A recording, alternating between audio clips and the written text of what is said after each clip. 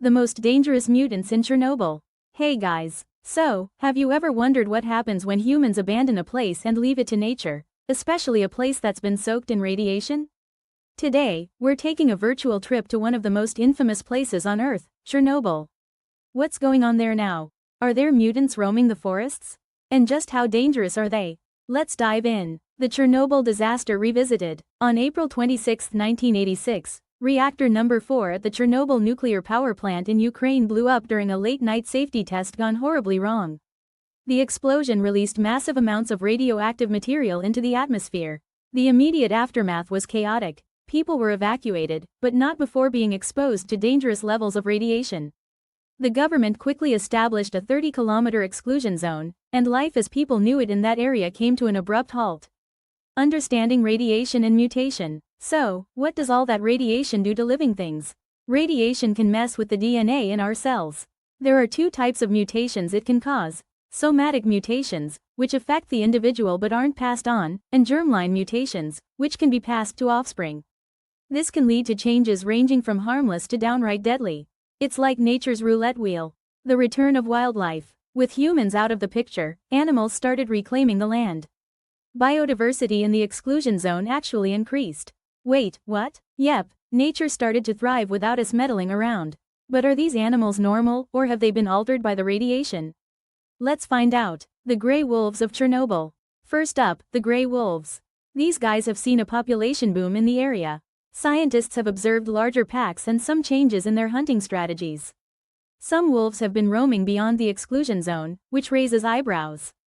Are they more aggressive? Could they be a danger to other ecosystems? It's something researchers are keeping a close eye on. Radioactive wild boars. Next on the list, wild boars. Their numbers have surged not just in Chernobyl but across Europe.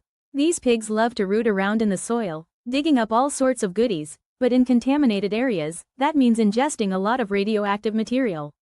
In places like Germany, radioactive boars are causing a bit of a headache.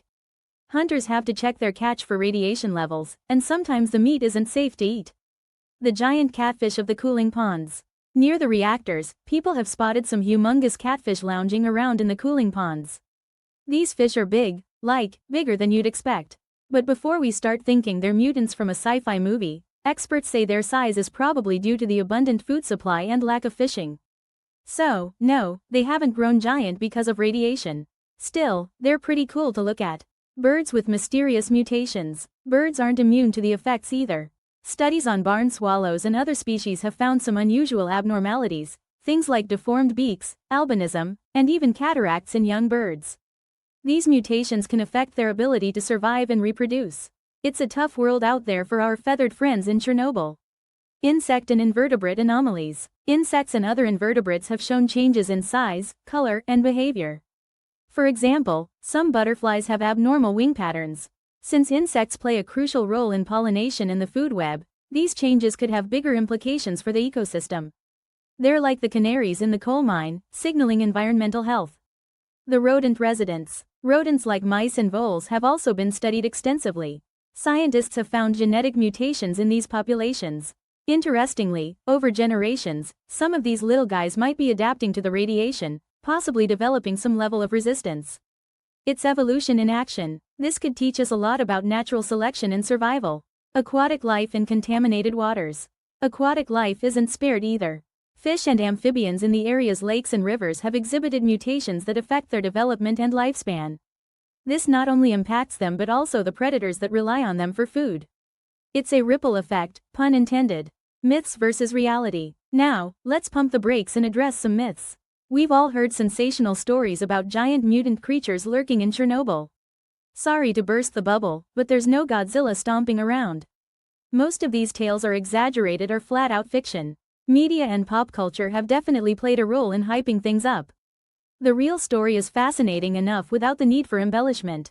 Human encounters and anecdotes. That said, let's hear from the people who've been there. Researchers working in the exclusion zone have shared some intriguing experiences with wildlife. Some have spotted animals showing unusual traits, while others have had perfectly ordinary encounters. Then there are the stalkers, not the creepy kind. These are illegal visitors who sneak into the zone for adventure. They've got stories, too, though taking them with a grain of salt might be wise. Safety protocols are strict for a reason. Radiation isn't something to mess around with. The silent dangers. Now, here's something you might not have thought about. Microorganisms and fungi. Certain types of black fungi have been found that actually feed on radiation. Mind-blowing, right? These fungi use melanin to convert gamma radiation into chemical energy, a process somewhat similar to how plants use chlorophyll. While they might not pose a direct threat to us, their existence opens up new questions about radiation and life. Environmental and health implications. So, what does all this mean for the environment? Mutations can disrupt the balance of ecosystems. If certain species are affected more than others, it can lead to overpopulation of some and the decline of others.